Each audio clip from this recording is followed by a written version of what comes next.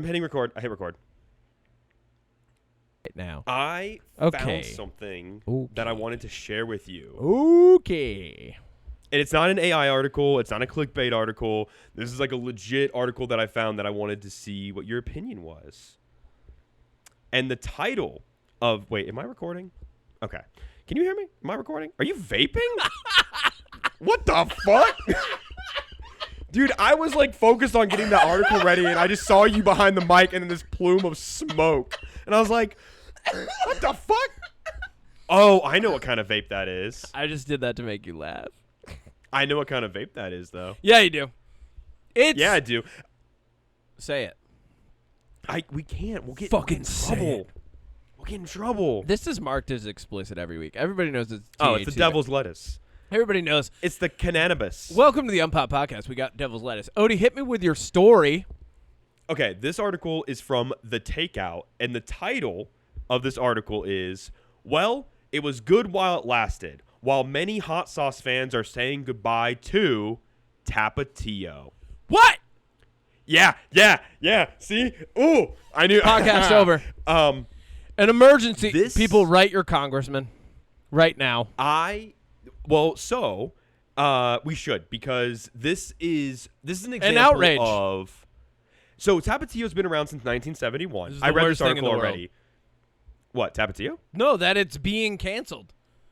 Well, so here's why. You can't cancel Tapatio.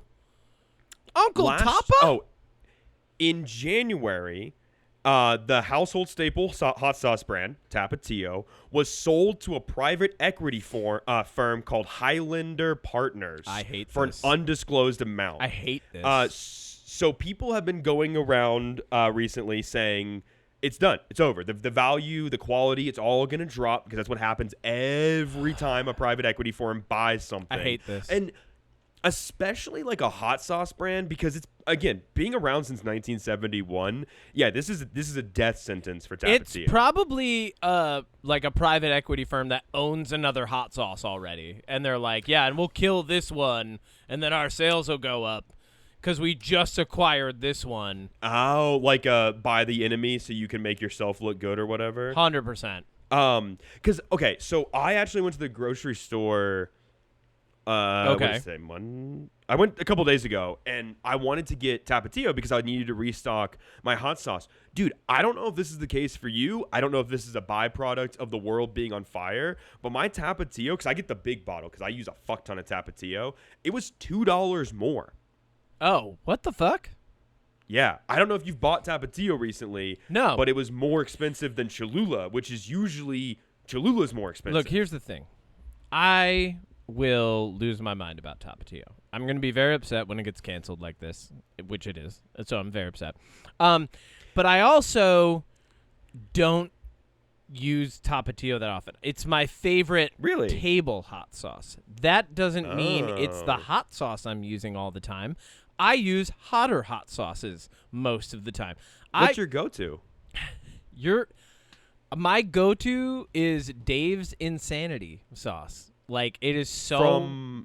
I don't know. It's Dave's Insanity sauce. I don't know. That's just what it's called. Okay. But, like, that's the one that I use most often. I put it in my hummus. I put, like... Because all you have to do is, like, a little drop, and then you just kind of scrape it along. It's very hot. I feel like most people, if they tried Dave's Insanity sauce, would be like, no. I have a threshold. Actually, it would be more like it would be like, no. Yeah, breathing in. Yeah, that's the kind of like heat that I've built up to that. That's like a tolerance thing. That's not me being like, oh, I love the hottest hot sauce. Like, I'm just like, no, I like this now. Yeah, you build up your spice tolerance. I have a threshold that's like medium-ish. Yeah. So I like the flavor of hot sauces more, but there's a store in downtown Boulder that I go to that is exclusively hot sauces and honeys. Okay. And I got this one that's a honey hot sauce. Yeah. Oh my God. We love dude. hot honey. Everybody loves hot honey. Little sweet, this little spicy. This is a hot sauce but this is not hot honey. This is a hot sauce infused with honey. So it's a hot sauce first, honey second, where hot honey is a honey first, good. hot sauce second. Yeah. It's so good. Yeah. I'm with you. Yeah, I just wanted to share that article with you because I saw it literally like 30 minutes ago when you texted me and you were on your way home. I was like, oh my God, this article is perfect. I hate that you made that the cold open. You're welcome. I wish there was a hateful version of our podcast intro because I would play it right There now. is. I do it every time when I tell people to drink rat piss. And No. I mean the music itself. I wish there was like an angry version of horns that could play right here. I wish the horns came in angry. Less horny, more angry. No, more Haney. More Haney. More Haney, more Haney. Mo Haney, Mo Haney. Oh, God. That's what you said. Welcome now? to the podcast, Mo Haney, Mo Haney. Mo Haney, baby.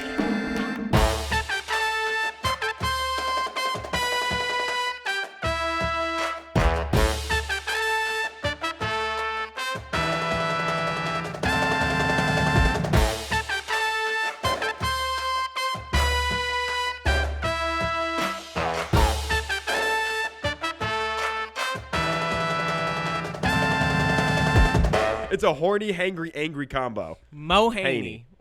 Mo Haney. Mo Haney's hot sauce. Welcome to the God. UnPop podcast, sponsored by Mo Haney's hot sauce. It's a hot honey-based sauce. We need a cannabis-infused hot sauce. 100%. I would do that. 100%. Yeah, 100%. Get on it, Kevin. That would be enjoyable and terrible for a lot of people at the same time. I would Are love it. you ready to clap? Wait, what part did the music play? 3, At some 2, point? 1. Welcome back I to like to know. the UnPop podcast. I'm your host and Capitan and Papi. Todo siempre. Kevin Miner. He, him, with me as always is... I wouldn't trust me to touch your food because I've been sick for genuinely almost 7 days on the dot because the world hates me and I am stuffy and I might cough during this. But you're still the chef.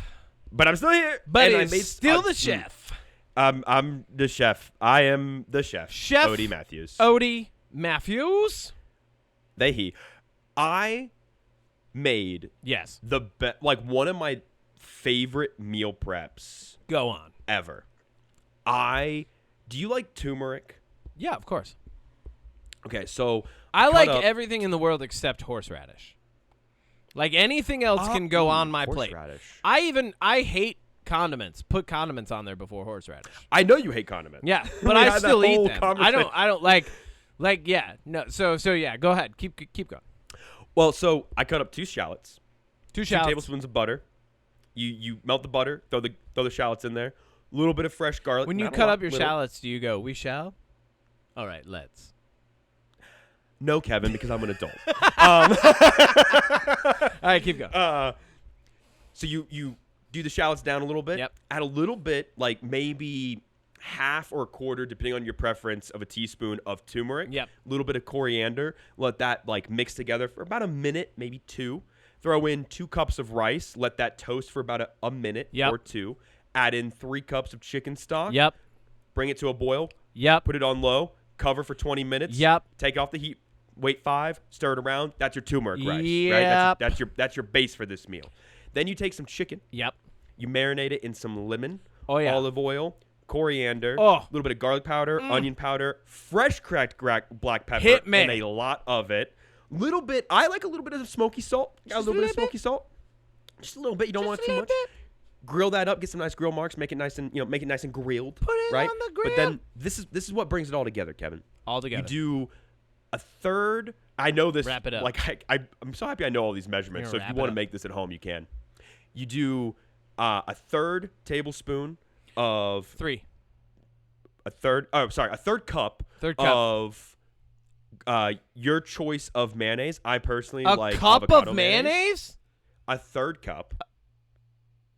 You You're making a lost me. sauce for the week. You lost You're me. making a sauce for the week. Hold on. You lost a me. third cup of mayonnaise and then a half a cup of Greek yogurt with about a tablespoon of distilled white vinegar, half a tablespoon of lemon juice, more to your preference, a ton of fresh cracked black pepper. Mix that together, pour it over the top with a little bit of that honey hot sauce. I'm telling you, Kevin, it's incredible.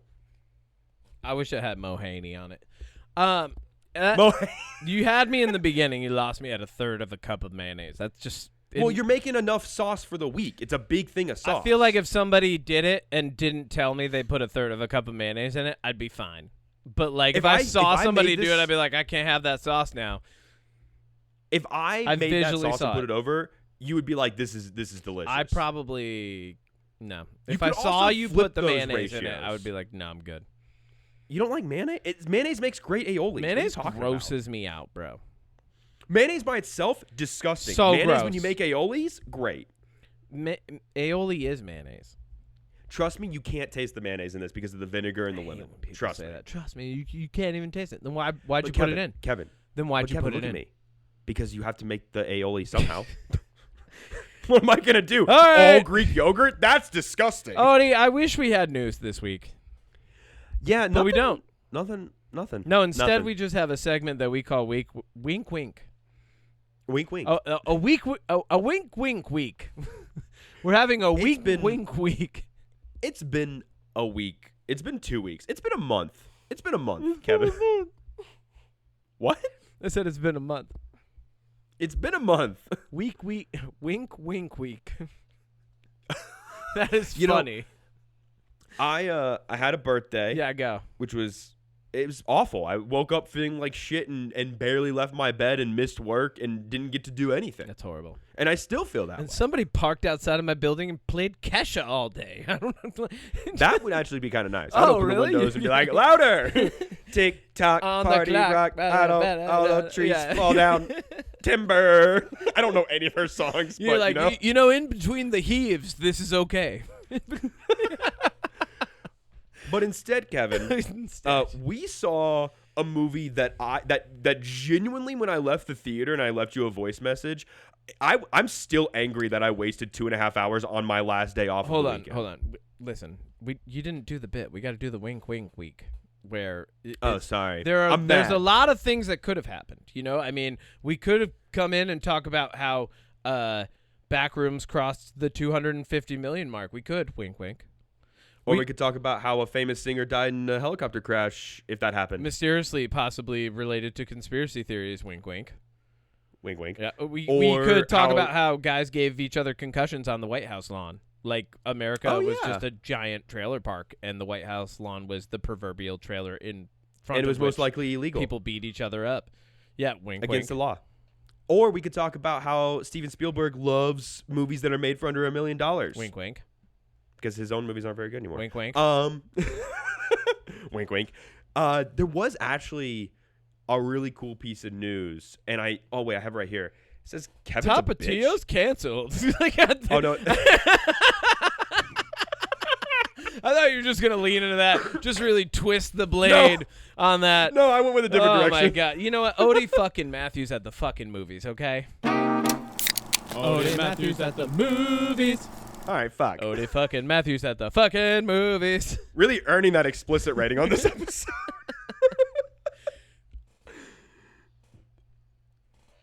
You feeling good? Listen, the first time I did this gag with this vape, I did not inhale because I was like, I don't want to be like that right now. And then the second time I did on accident. And now we have to do this. Now we're here. I got these, but it won't kick in time. They won't. This was almost instantaneous, and now I'm here. And now we're going to talk about what's out there, Kevin. What's a close encounter? Hey, do you like movies about aliens? Do you like movies about aliens from one guy at least once per decade? Who's obsessed with them? Do you like them getting systematically and sequentially worse as they go along? Well, we're here to talk about that this week because we saw Disclosure Day, a day where two brave people have decided to say, hey, everybody in the world needs to know that aliens exist. And we already do. So, Steven Spielberg, you're late to the party. Shit's been declassified for like a decade now. So, before we talk about anything to do with this movie specifically, yes, I'm going to go pretty hard on this. Disclosure Day, Steven Spielberg. I know there's a solid chance that Kevin and I, because I know how Kevin feels about this movie, that we're in the minority because it seems like a lot of people are at least enjoying this. They had fun with it. They think it's good. Like people that are into the alien conspiracies and believe in it and like follow the stuff. And there's a scene in this movie where they like show archive, like what looks like archive footage. Conspiracy theorists are watching this. That explains it. Them and like people my over the age of God. 60. But I That's wanna where the say, ratings came from. Okay, keep going. before I rip into modern day Spielberg, Just it's rip right into important- him. It's important to note that he has a ton of good movies. Jaws. Like Jaws, Close Encounters of the Third Kind. I love that Jaws is E.T.. the first one that we listed. Well, I'm going from Keep the going. start to. Oh, all right. Well, But keep going. yeah. But Jaws is my favorite Spielberg movie. No, Indiana Jones. And then Indiana Jones, all of them for better or worse, except for Dial of Destiny. Jurassic Okay. Park, Schindler's List, Jurassic World, Saving Private Ryan, West Side Minority Story. Report, Catch Me If You Can, The Terminal. West Look, I Side might be in the Story. minority on this one. I like his War of the Worlds. I think it's pretty fun. It's all right. It's all right. I like it, but I don't think he has made a movie that I personally have enjoyed since probably War of the Worlds, which was in 2005. Yeah. He's done like War Horse, and he did The Fablemans, which I haven't seen, but I've heard it's good, so maybe I should check it out. He did that BFG movie, which was fucking awful. He did Hook. He did Hook. Oh wow! He No, did do Steven. Hook. Listen. We're about to do Steven Spielberg a little dirty on this episode. Well, no, because I think one of the biggest issues with this movie he is did the fact Empire that of the Spielberg- Sun. Yeah, he did. Oh I my think the God. biggest issue with this movie with Spielberg is the fact that I think he's out of touch with how people are online. Because a big part of this movie is how the news and like social media and online presences like affect like things getting out to the world. Yeah. And Yeah. I think he just has a deep misunderstanding of how all of that works now. He did Munich. Yeah. He's got range did. as a director, man. He sure does. Wow. I can't believe I didn't realize he did these. He did fucking Bridge of Spies? Look, he's a phenomenal I haven't Catch seen Me Bridge of If You Spies. Is it any good? Can. Oh my Catch Me If You Can. God. I said that one. He's done so many. I know you did, but so many good movies. Yes, and it's such a shame totally. that even with an 81% on Rotten Tomatoes and a 72% on Fandango, we have to come on here and say that this movie was Bad. very. Very bad. I almost want to put it in garbage. I'll be but I'm real. not If you going said to. garbage, I would have committed. I would have joined I you. want to say garbage. If but I you don't- say this movie is garbage right now, I'll say it with you. I'll be brave. I'll stand up next to you. I will be second brave. Are you doing it? Are you going to do it? Garbage. It is garbage. garbage. I did not like it. You heard it I here did first. not like it. And I Don't made listen to the so conspiracy many- theorists that are flooding Rotten Tomatoes to give it a good rating so people watch movies about alien stuff. I made a ton of notes. So Kevin, if you don't mind, ahead. will you real quick Run through the plot. tell us what the movie's about so I can go grab some water. All right. And then if you would let me, I would like to take the lead because I made notes in order of what Okay. happens in the movie. Okay. And I would like to go over some of those with This you. is going to sound specific in the beginning, but I'm just going to jump into like a high-level overview right afterward. So, Josh O'Connor, he's at a wrestling match. But he's not just at a wrestling match. He's smuggling some shit. What shit? We won't find out for another half an hour. And oh man, does he know a girl who's been kidnapped by some bad guys in black clothes because they're fucking black ops or whatever. Pretty nail on the head. And then Colin Firth is there, and he's mad about the shit that Josh O'Connor has, and he's like, give me the shit. And Josh O'Connor's like, fucking, I'm out. And he gets out of there, and then They just let him. Then we move to They pretty much just let him get out of there. That's a recurring and theme in this and movie. then Colin Firth is like, I can't believe we let him go. I guess we're gonna have to chase him for the rest of the fucking movie. And then Emily Blunt is just is it normal breakfast day with her She's dating useless rip-off boyfriend. Captain America. Rip-off Captain America is having normal breakfast day. Wyatt Russell. Normal breakfast day with Emily Blunt. I cannot say this enough. They are painting the most painfully normal couple scene ever. And also, he is a useless boyfriend. And then a cardinal comes in, and it goes chirp, chirp. And she's like, I understand every language. And I can see And into I your can minds. see into people's minds. Thank you, cardinal. Why don't you fly off so I can speak Russian now? No, her boyfriend's going to shoo it off, which, by the way, that immediately, I was like, Useless. nobody in real life, if a bird like that flew into my window, nobody in their right I'd mind lose would my shoo mind. it out. I'd be trying to I would- videotape it immediately. I'd be like, look at this That's what I'm bird. saying. This random bird that flew in my window is going to go viral on TikTok immediately. Like, Yeah, 100%. Be like, look, we just flew in. yeah. Anyways. No. The caption you put on there is a mind-blowing bird experience. Like, anyway, so, but she's got to go read the weather. But instead of reading the weather, she speaks alien. We all saw it in the trailer. And then that group is like, whoa, we got to catch Josh O'Connor because he's got stuff. And we got to catch Emily Blunt because she can speak fucking alien. And then Josh O'Connor's like, but what if also I had alien stuff? And like, not just the stuff that you want. What if also really great math from me? Huh? And they're like, oh my. And then Colin Firth is like, there's fucking 2 of them? And then Coleman Domingo is there, and he's cool. and yeah, he's cool. And then everyone finds out that, and then alien documents get declassified as the big reveal in the movie Disclosure Day. Alien documentation is disclosed. So go, Odie. Let's start with the things that we liked, because there's a couple. Yeah. The first thing that I liked that I put down was I like that they used everybody's real birthdays. When you see them up on screen, that's Josh O'Connor's real birthday. He was born on like May 12th, 1990. They're just doxing that's cool. themselves in this film. Yeah, that's a nice touch. Like, because it makes their ages feel real, even though I think Emily Blunt's supposed to be the same age as him, and she's like 8 years older than him in real life. She's definitely lying about her birthday in this movie. 100%.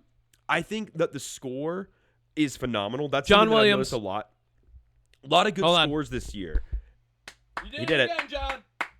John, always crushing it. You said you were retired a decade ago, but look at you. He's like 95.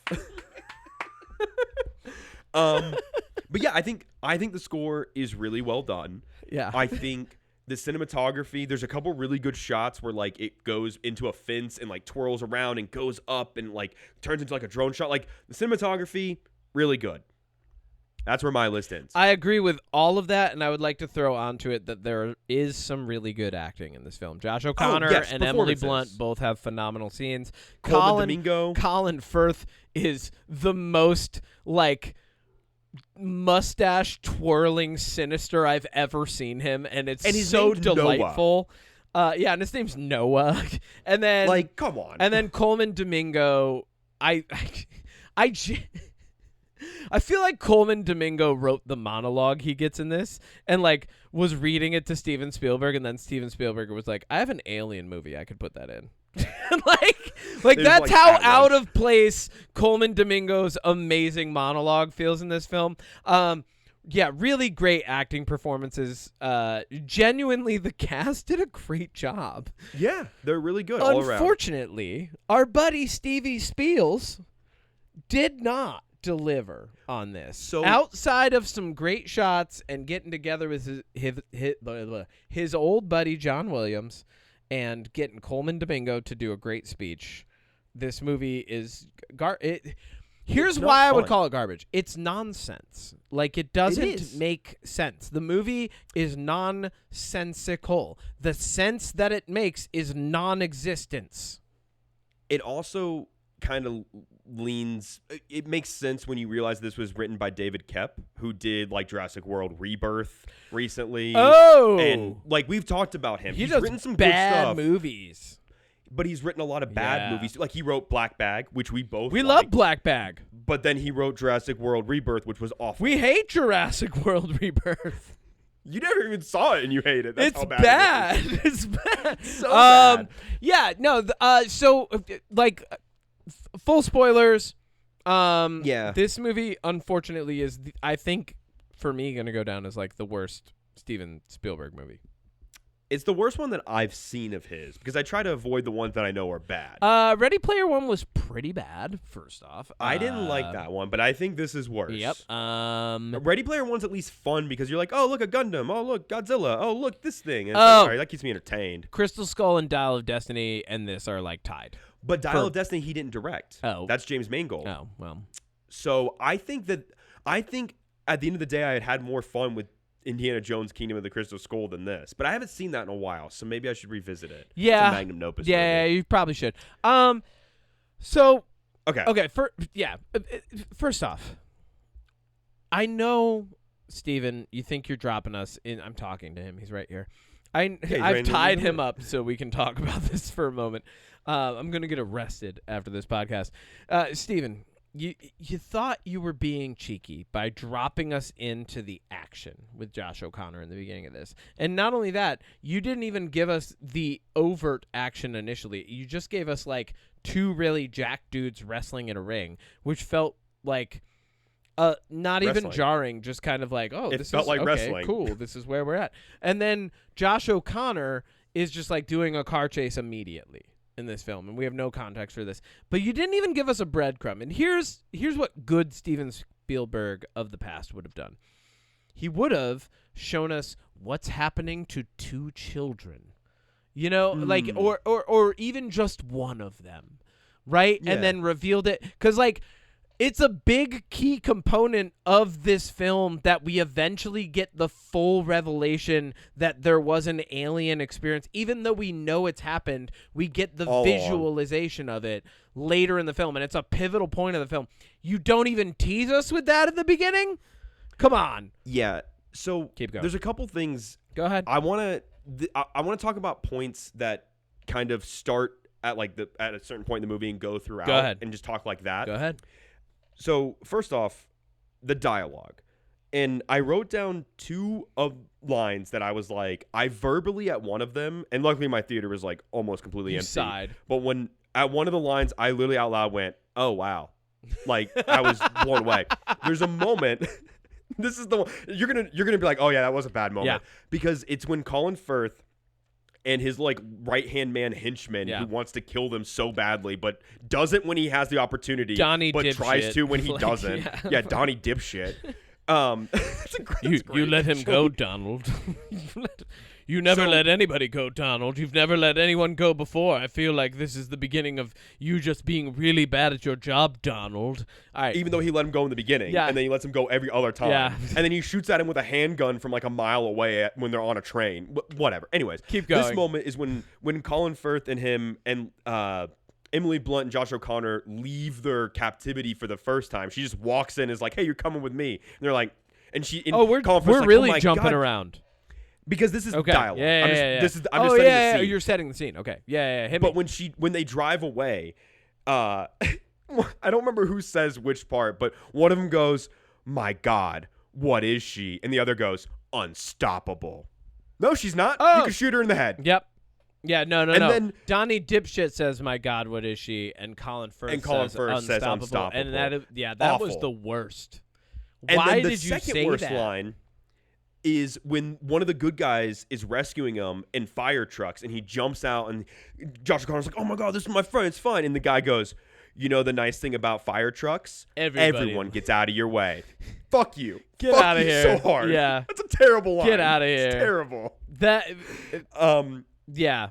Antonio is that guy, right? Isn't that his name? Isn't it Antonio? I think so. He's like Antonio. Brad, Antonio. Yeah, like Hugo all the time. He's like, hey, this movie. Oh, yeah. Okay, first off, a big meta criticism on this. This movie is a series of get to this checkpoint, Antonio's coming. You know, like the majority of the plot of this movie is Josh O'Connor talking to Coleman Domingo and going, "I gotta go here." And then like driving, and then Emily Blunt going, "I sense he's over there." You know, like that's the majority of the movie is that, and then like they get to a point, and it's like either like they didn't get there at the right time, or like the black ops guys are. It's so bad. Anyway, keep going. Or they just always know where they're at because they can just hack into people's minds. Like when let me hack into people's minds. Every conversation Josh O'Connor and Coleman Domingo have is him being like, "I don't want to do this," and him like, "Well, you're gonna do it." And he's like, "I'm not qualified." He's like, "Yeah, I know, but you're gonna do it." He's like, "Why would you have the least qualified guy in the world with this stuff?" Every other scene, I feel like he's just like, "You've got this. Like you got. I know you have no prerequisite experience for what's about to happen right now, but you are the one, and I can feel it in my dick. Like you are Luke Skywalker. My lightsaber legitimately told me so. Every other scene is like trying to convince Josh O'Connor he can do something that he has no requisition, like doesn't no really prerequisite do anything. for it. Yeah, no, like it's so. Yeah. Another thing that I wrote down before I get into like specific parts in the plot was There's so many cliches in this movie. Oh, and I just want to rattle them off real Hit quick. me. It starts with she's late for work, so she gets pulled over by a cop and gets out of a speeding ticket. Also, It's that just cop is like the slowest cop ever. He like pauses before every line. Yeah. Oh, yeah. I literally wrote a cop just lets her go because she knows about his fight. Not a chance. With He'd get his arrested wife, immediately. yeah. He'd be like, how do you know that? Get in my cop car. You're arrested. He'd be like, What all did right, you, hack lady, my that's laptop? enough of that. Like, she wouldn't even get through the explanation. He'd be like, all right, that's enough of that. Like, you're coming downtown. You obviously were spying on me outside of my house. I also just realized that I gave up with the cliches after that because it just kind of morphs into other things. So I want to just talk about some of my points. We've got a nun who is not perfectly of the Catholic faith and delivers like Catholic adjacent lines. We've got the you've got to get to the safe house, but the safe house isn't safe trope, right? Like as soon as they got there, I'm like, that place isn't safe anymore. We've got well, the trailers give a lot away. I mean, too. you already the line the she's unstoppable. Like we've got that trope. That's an action movie trope. We've got we've got the jump onto a train trope. We've got the alien shows up and delivers heartfelt message trope. Yep. Oh my God, there's so many, dude. There's a lot. So in the beginning of the movie, I'm gonna go through some of the points that I was like, this is really stupid. Oh, we've got the useless boyfriend trope and the useless girlfriend trope. That's what I'm about to talk Both about. of them. I'm about to talk about Josh O'Connor's girlfriend. I don't have the actress's name. Let me grab it real quick. It is Eve Hewson. Yep. Yeah, Eve Hewson plays Jane. Is it Houston or Hussein? It's Hewson. Houston. Hewson. So in the beginning of the movie, when they're at the wrestling ring, they capture Jane, who's Josh O'Connor's girlfriend. Yeah. And they know it's Josh O'Connor's girlfriend. They know this. Because they captured her and they split her eye, like they beat her a little bit. They tell him. And they tell him, we've got your girlfriend. And then later on, when he realizes, when Colin Firth is like, oh, I can't hack into Josh O'Connor's mind. Hey, get me everything we have on the girlfriend. The girlfriend we already captured and have everything on. Yeah. I didn't understand that at all. Like, yeah, I don't get that either. He didn't know anything about her. He had to like flip through photos and be like, oh, her, the girlfriend. We should use her. You know what? The thing you already used? Here's what I'm going to say. I actually think that the stupid rock control people handle, like the shake weight is dumb, but I think that the way they shot it and made it look was cool. Yeah. Yep. Well, Jane... Colin Firth has an evil shake weight and taps into people's psyche. And takes them over. There's like these weird alien rocks. Why does he do it to only her? Like he doesn't do it to anybody else. This movie made me ask a lot of questions that I wouldn't ask if it was better. That's how I know the movie's garbage. Because if it was better, I wouldn't be asking these questions. I'd just be like, well, I'm gonna give you the benefit of the doubt. I can suspend my disbelief for this. This movie, this is the biggest thing, and I know we're gonna talk about it, but we got to get this out of the way. Fucking dipshit Donnie wants to kill Emily Blunt and Josh O'Connor. And we know this because of only one scene in the film where he's shooting at them with the intent to kill after they didn't get absolutely demolished by a train, which would have happened, by the way. Like, that's the reality of that situation. Also, real quick, because I have a note on that. When he's pushing their car into the train, she's like, my feet are on the brakes. I don't know, man. Maybe, like, turn the fucking wheel. Your car is on. Yeah. Just turn the wheel. What are you doing? Just turn the wheel. I get that that's supposed to be, like, a tense moment. Yeah. But, like, if just somebody turn the ran wheel, into me, dude. I would just, like, hit the gas and turn the wheel really sharp, and he would have flown into the train and probably died. Exactly. Like, that was so... Ugh. Anyway. So dumb. So, he shoots at them with the intent... Obviously the intent to kill. And then they get away. And we just kind of see him veer away from the train. Like, not even, like, 40 minutes later in this film, does he have the opportunity to just shoot them, period. Like, point blank, he's surrounded. He's got everyone in the room outnumbered with sheer henchman numbers. He could have killed them. And instead, or handcuffed them. He goes... Aren't you going to do anything, Colin Firth? And Colin Firth is like, Nah. Not this time. The whole movie, then he just gets in the mad last 35 and years of my life. out.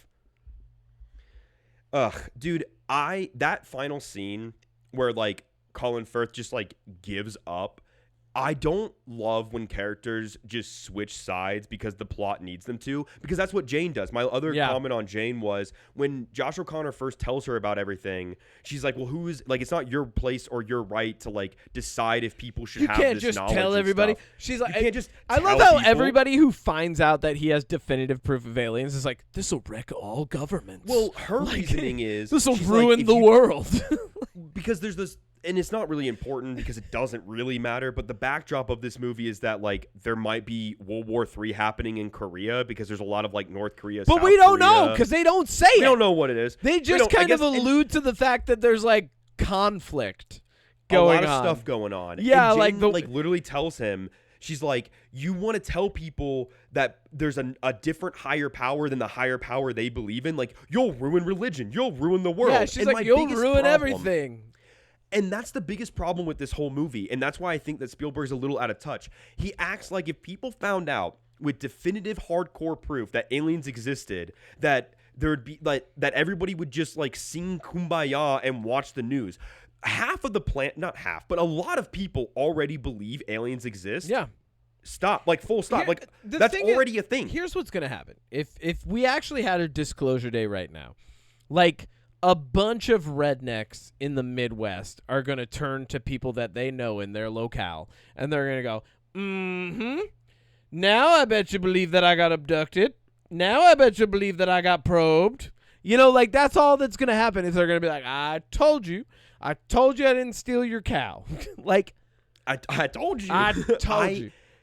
The other big issue, besides the fact that this movie treats aliens like some big secret that not everybody believes in, but like I believe in aliens and I don't like need proof. Like, okay, the universe is massive. Here's my question. But here's my question, because okay, this is perceivably the real world, right? And everybody's acting like aliens are a big surprise. Is this an alternative version of Earth where no Steven Spielberg movies exist? Because he's made multiple movies about extraterrestrials, including the titular extraterrestrial. E.T. I was kind of wondering if this was going to turn into some kind of sequel or connection to Close Encounters. That's what I thought. Bro, I've heard that from a couple That's people. what I thought. And I completely agree. And then it didn't. At all. That's like okay, so none that's of it. The two main Imagine issues with if this they movie, would have just linked the two. I would have been like, oh, okay. Incredible. Yeah, that makes more sense now. I would watch Close Encounters and then literally go watch this movie, and I probably would have liked it more. Yeah. But the two major problems are, one, the way it treats people responding to the existence of aliens, because I just don't think that's It's going to ruin all world two, governments, buddy. Let me tell you this right now. It's good. Do you have a government? Yes. It's ruined. But that's the biggest problem with this reveal is, like, if the news came on and started showing all this footage of, like, Roswell and all these alien things and Nixon showing a famous person an alien, the world would not just drop everything and be like, well, I guess we don't need to fight over resources anymore, guys. Now that aliens exist, we don't need fuel and oil for our cars. There's like peace in the Middle East because people listen, our government already tried to pacify us with disclosing alien documents, and it did not work. It didn't work. It didn't work. And this was before this movie, I think, was filming. So, like, Steven Spielberg should have taken note. The other issue is the amount, and you kind of already alluded to this, but the amount of plot armor that the main characters have. There's a moment at the farmhouse, which is in the trailers, where Josh O'Connor sees all the bad guys surrounding the house. He's like, I need to sneak up. And in broad daylight, with a fence that's broken, no bushes, no trees, he's just like crouch walking. Minimal and coverage. Nobody sees him. Yeah. Nobody hears sees him. And then that scene continues. He jumps in a Charger, sponsored by Dodge, by the way. Sponsored by Dodge. And because everything in this is Dodge and Ram. And then one, like, weird European car. But he gets in the car. He gets in, and then he drives it through the farmhouse, picks up Jane. And then as they're driving away, somebody shoots his tire, but he can keep driving. And then doesn't even slow down. Like, doesn't slow him down. This is another part that I literally said wow out loud. But when they shoot his tire out, and then he swerves out of the way, and one car flips over and just happens to block the smallest path in the world perfectly, I went, okay, first wow. off, there's a lot of stuff in this movie where, like, I hate what's going on. Right? But I love the way that it happens. Like, that was a cool fucking sequence. I was like, oh, that was a cool stunt. Nice. Like, but then I'm like, but hey, like, you know, But like, hey, exactly. but wait, like I wanted to like things in this movie, but when you ask a question about them, I go, well, that doesn't make sense. And like, here's another question for you. This is the question I have. The moment we meet Hugo, he's building a house. It's very obvious that he's constructing what looks like a sitcom. He's set, on a right? soundstage. And then later on, after that, is when it's revealed, after we already know, and it's very important that we already know that he's building a set. A whole house. And then Emily Blunt gets on the news and starts doing alien clicky noises. Yeah. So my question is, how the actual fuck did he know to build her house when he didn't even know it was her? I didn't even think about that, and I hate this movie more. Like, I literally wrote, they didn't know Margaret, Emily Blunt's character, had abilities, but were building an exact replica of her childhood home with all of her stuff and photos and things on the fridge and things in her room. But, like, how? Did they know about them? Because he does keep saying after we as the audience know that both of them have the abilities, he keeps saying, it's always been you two. But he didn't know it was her. He knew that there was two, but he didn't know who the other one was. But he was building her house anyway. But he was building her house anyways. Oh, because he had the alien guy the whole time, right? Didn't he have the alien guy the whole time? I guess. I think he was in a box truck. That alien was in a box truck. That was a bad reveal at the end because I'm just now connecting that dot of like, oh, that's how he knows because the alien guy told him. Also, speaking of the alien guys, because I also wrote down it's a good thing all the bad guys have horrible eyesight because after the farmhouse and they throw the car into the water, they're just like hiding behind a rock with their head sticking out a little bit, like 2 feet away from them. Why is everybody? So everybody in they drive the car into the quarry and then they like are 5 feet away from them and they're like, oh, we made it. Why? I lost it. It's okay, because I have another thing. Sorry. So you find out, right? And look, everything up until the last 20 minutes, I don't care. It doesn't really matter. It's just them moving from one point to the next, trying to get to Coleman Domingo's fake house. So that they can remember that they had an encounter with an alien, so they can. They're already using their powers. I don't even know. So but. It turns out that there's these like weird alien rocks, and Colin Firth has one, and he can tap into people and like take them over and make them do stuff. Yeah. And then there's another one that if you hold it for a while, it'll hide you, but only for a little bit, and the thing will glow, and you can also still hear everything. I think that was because that guy couldn't use it correctly. I don't know, but. The thing about these magic stones is that that's kind of what they are, because at the very end, Colin Firth's bad guys knock out the generator at the news station before they can broadcast everything. Weights. Yeah. And then the magic shake weight just brings the power back on, but we had never seen it do something like that before. Yeah, it's just like, oh, I can do this too, by the way. Yeah, and also, like, if Colin Firth really wanted to stop it, wouldn't you, I don't know, like have your guys that outnumber everybody in the room, like you said, take control of the cameras? Yeah. I remember my question. Guns at people? Why is everybody so freaked out by aliens being, like, cut into? Like, why? Anytime, like, they show, like, I feel like if someone showed me that, I'd be like, whoa, that's fucking weird. Oh, I know the answer to that. But everybody in the movie is like, oh no, I know I'm gonna cry. Like, because the two of them, Emily Blunt and Josh O'Connor. Josh O'Connor understands like math, and that's the universal language, and that's how he can communicate. That's how he understands the aliens. Yeah. But her power is empathy, and that's one of the messages. So it's supposed to be an empathy thing. Because she has empathy, she can speak every language? Sure. Okay. Sure. This movie's dumb. The thing this movie makes you think about things that you shouldn't have to think about when you see a movie, because you see a movie so you don't have to think about those things unless you're seeing a psychological thriller. That's it.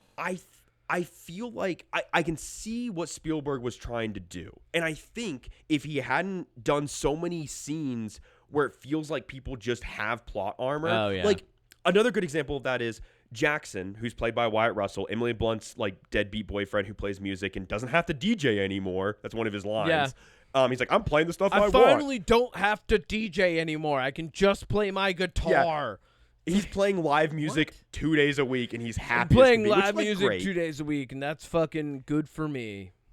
But she goes to the hospital because she passes out on TV and starts speaking in clicks.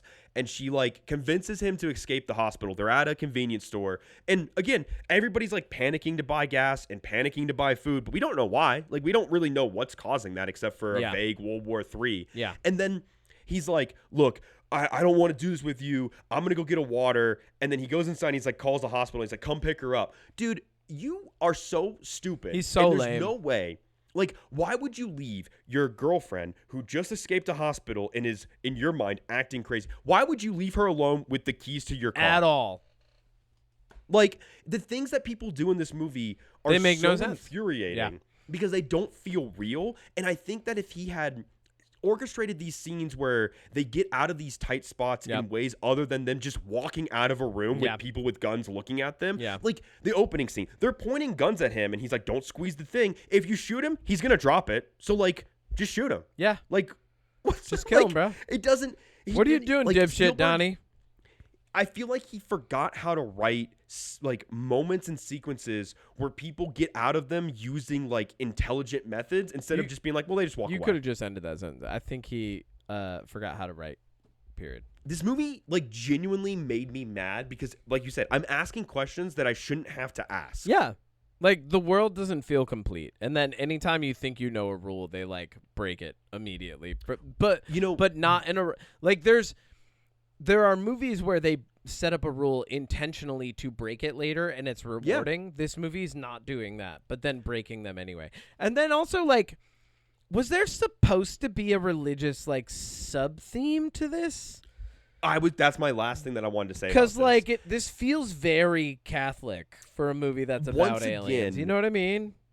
We've got another alien story that's tied directly to religion. Yeah. What if aliens exist? Does that mean religion still exists? And there's even a line deliberately from one of the nuns. It's like, well, we're his creation on Earth. And it's like, Earth.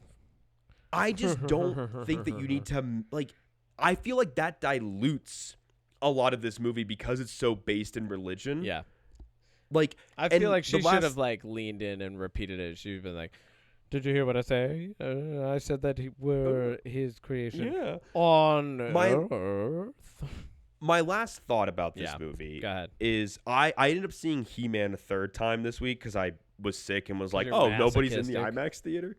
And it knocked it down to good. I still think it's a fun movie, but like it's not as good as I originally thought. Yeah. Third time ruined a little bit. Third time was not the charm, turns out. It was still super fun. Third time turned the charm down. The third time through, I started to really notice like some of the dialogue, and I was like, "Oh, that's worse than I thought." It's clunky sometimes, yeah. But one of the complaints I saw about He-Man, and I think it's kind of valid, is that world doesn't feel lived in. It feels like here's 10-year-old Adam, and then here's 25-year-old Adam. Everything in between or before doesn't really matter. It doesn't feel like the world exists. Yeah. And like, I kind of get that, but that's how Disclosure Day feels. It doesn't feel like this is a real world. Yeah. You know what I mean? Yeah. No, I totally agree.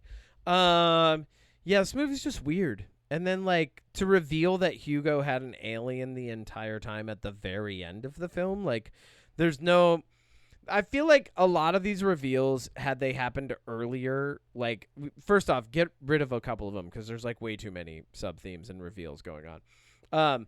But then, like, whichever ones you're keeping, have them happen earlier and become points of contention and tension within the plot, so that...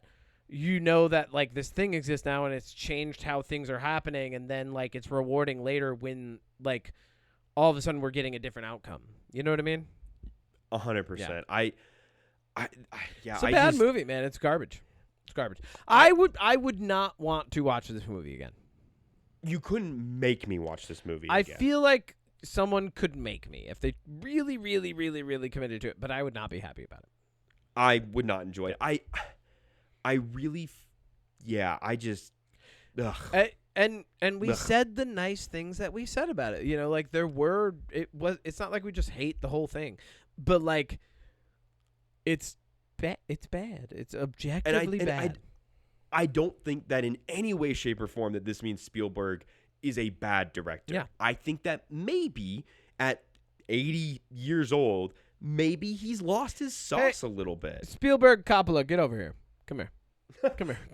Hey. Coppola for sure. Hey, sit down. Oh, you can't. Okay, yeah. All right. Well, just lean on your walker then. Stop it. No, but no, you know what I mean. Stop it, both of you. Yeah, he's 79. Yeah, no, stop peeing in your pants too, but also stop it. We don't need this. Nobody needs this. Okay, go find a younger filmmaker, and instead of harassing them, just give them your money, and let them do something. Okay, but don't. No. This is not quid pro quo. You're not paying them for services. No, that's wrong. Just give them money, and go find Curry Barker. All right. Go find. He looks like a young, impressionable youth. Go find him. Give him your money. The one thing that I do think that is nice about this movie is, for one, it made 95 in its opening weekend worldwide, which on the budget, it needs $300 million to break even. It probably won't, because we have Toy Story 5 and then Supergirl coming out, plus Backrooms and stuff is still getting traction. Toy Story 5 is not very unfortunately just going to crush everything that's out right now. Like, this will be the end of the Obsession run. This is going to, I genuinely, I think it's going to be one of those things, like, good or bad, Toy Story 5 is just going to be a mono. Like, it's like the dawn of civilization, that it's going to make $1 billion. Bum, bum, bum, bum, bum, bum. Buzz, buzz, buzz, buzz. Woody, wiener dog. Buzz, buzz, buzz. All right. I would rather go see Death of Robin Hood next weekend than Toy Story 5, though. Same. Yeah, which I probably will see what? Both. And then maybe we will. Yeah. Maybe we will. Maybe we will.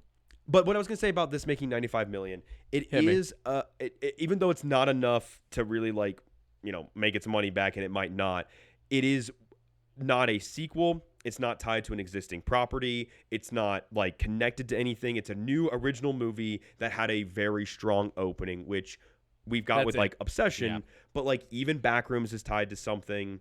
He-Man's tied to, like, a lot of movies are usually tied to something, and this isn't, which is a good accomplishment. From a director who has done so many great, I mean, this is kind of loosely tied to Close Encounters. Did you see the ship in the footage? Like, I was like, oh, I think that it's a nod. I think that's it. Yeah, but from a director who's made two of the most successful Alien films of all time, this was just disappointing. Period. Yeah, I agree. I think. Period. I think this will be in my bottom this year. I think so too. You know what's funny is it's this and then Super Mario Galaxy are like the shoo-ins, right, for the bottom. They both have space, like, right. Like, I would rather rewatch Super Mario than this because it has Star Fox at least. Oh, Glenn Powell, our guy, Glenn Powell, our guy. Until we find out he's done something horrible, but he's our guy. Yeah, no, just bad movie. I don't care to talk about it anymore. I would like to move into jams. Yes. Okay. I agree. What's your jam? Oh, my jam. Right. I was like, what are we talking about? Hit me with a jam. My brain is foggy. I know it is. I haven't really been watching or listening or doing much. But we have been watching Taskmaster on YouTube. Oh, nice. Specifically the season with Jason Mantzoukas, who is one of my favorite people. I was going to say, Armando Iannucci was on that recently, I guess. And, what's his name? He got really jacked for Marvel. Kumail Nanjiani. Thank you. He was in a new season that I'm going to watch. So I've been watching that. Yeah, honestly, I don't have a lot of jams. I haven't really done much in the last week. I was going to play God of War. I bought it because it was on sale. Still haven't played it. Yeah. So that's so lame. I'll get there. All right. Not a lot of jams this week. No, not a lot of jams. I got a couple. Jesse Reyes, mi amor, mi corazón. Mi amor. La amor de mi vida. Jesse Reyes released a new album. I believe it's called A Little Violence. And it is amazing. She's my favorite. Like, I don't necessarily think she is a diva, but there's no other way to describe her than she is a diva. Like, she's a phenomenal singer, entertainer, and such an amazing lyricist, and every time she releases an album, I fall in love with it all, like, and her all over again. She's so good. But this album's a banger from front to start, from front to back. Starts with the song Crumble and then moves all the way to Ego Atrophy, I believe is the last track. But like just really, really good. And then my second jam is I went to Broadway yesterday. Ooh. Yes, I went down to New York City. My good friend James came with me.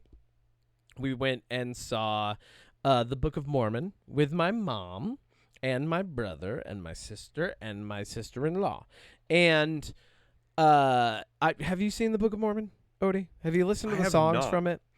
I've listened to the songs, though. Well, yeah, it's about a bunch of Mormons who get sent to Africa and try to convert people, and one of them's a pathological liar and the other one's a narcissist.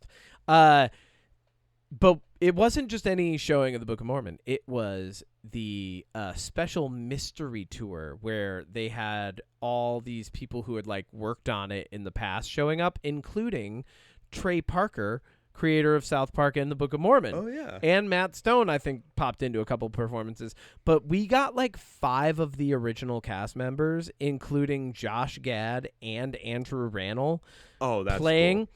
And then here's the best part. Trey Parker was in this performance, and he had actually announced it on Colbert Report in March, and this is why my mom got the tickets. He played Jesus in this version. Hilarious. And it was so funny because he has like the second line of the entire show where like they're like, and Jesus, blah blah blah, and then he turns around and is like, I am Jesus. Like it was just I was like, here we fucking it was so good.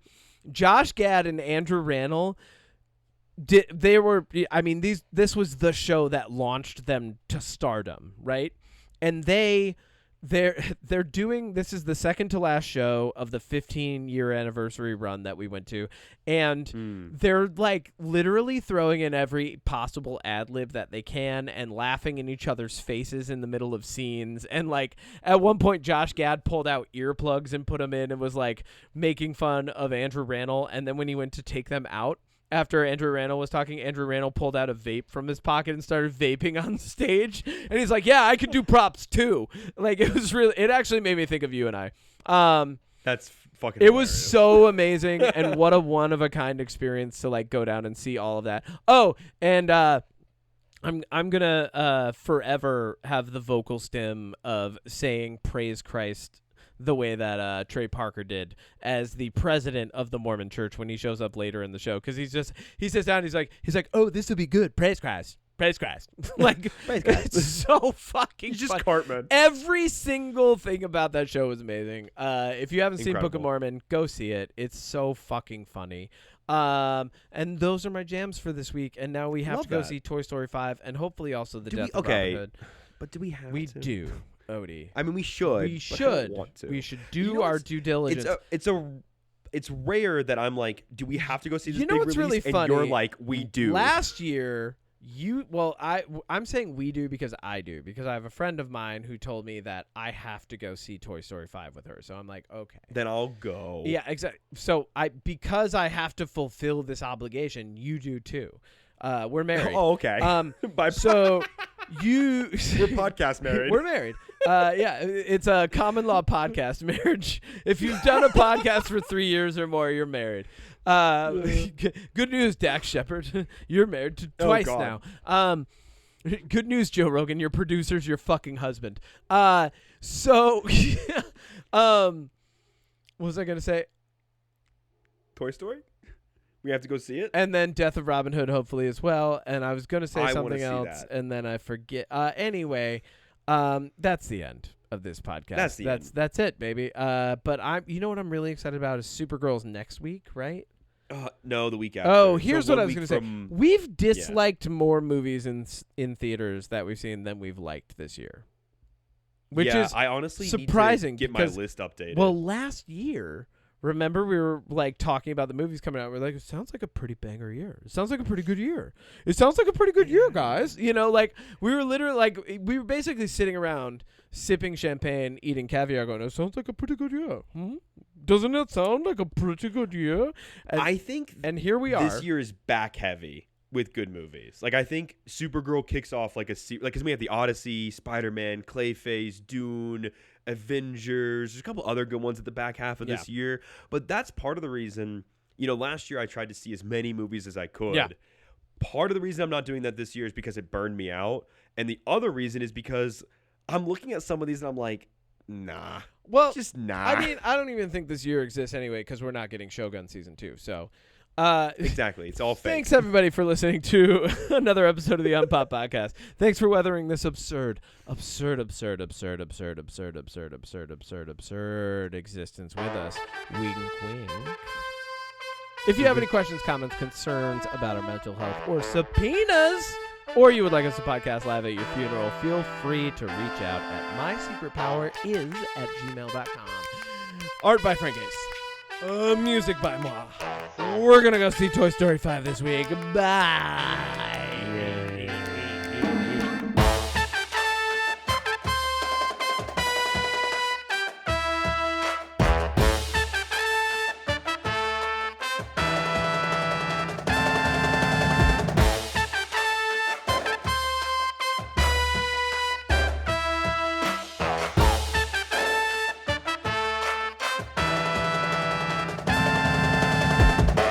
It's going to be a pretty good year. I'm high.